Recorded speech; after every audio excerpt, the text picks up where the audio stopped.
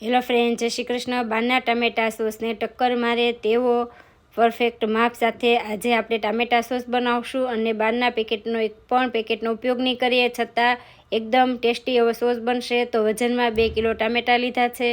ટામેટાને ધોઈ લૂછી અને આ રીતે ડીટીયાનો ભાગ કાઢી અને કટ કરી લેશું। આ રીતે ટામેટા કટ કરી લીધા છે। હવે એક પેનમાં લેશું। એક તજ અને 7 થી 8 આખા લવિંગ, 7 થી 8 લસણની કળી અને એક ડુંગળી લીધા છે। તમે કાંદા લસણ ના ખાતા હોય તો સ્કીપ કરવાના। 1 ચમચી મીઠું। હવે આ ટામેટાને એકદમ સરસ મેશ થવા દેવાના છે। તો સમયમાં 5 થી 7 મિનિટનો સમય લાગશે, ત્યાં સરસ મેશ થઈ જશે। તો સરસ ટામેટા મેશ થઈ ગયા છે। ગેસની ફ્લેમ બંધ કરી અને આ ટામેટાને એકદમ ઠંડા થવા દેશું। એકદમ ઠંડા થાય પછી જ મિક્સર જારમાં લેવાના છે। તો ક્રશ કરી લેશું।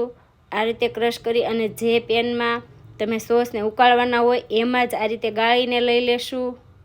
તો ગાળવાથી ટામેટાની છાલ અને જે બિયાનો ભાગ છે એ સરસ અલગ થઈ જશે। તો આ રીતના મેં બધા ટામેટાને ક્રશ કરી અને ગાળી લીધા।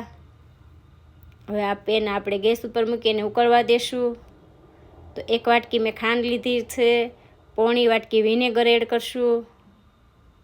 તો વિનેગર ફરજિયાત લેવાનું, કેમ કે આપણે બહારના પેકેટનો ઉપયોગ કર્યો નથી, એટલે 1 વાટકી ખાંડ ને પોણી વાટકી વિનેગર એડ કરશું। અને કાશ્મીરી લાલ મરચું મેં લીધું છે।